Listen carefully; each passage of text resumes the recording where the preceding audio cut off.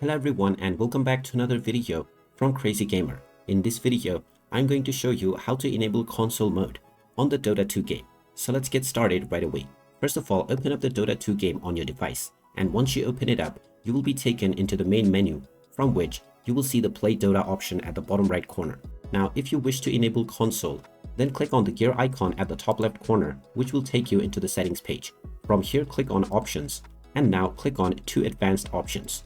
Now, within the advanced options setting, you will see the enable console option. Just click on this option, and now you can go back and start your game, and the setting has now been applied to your game right away. If you wish to turn this off at any time, you can go back to the settings page, and then from advanced options underneath options, you can once again click on the enable console option to uncheck this.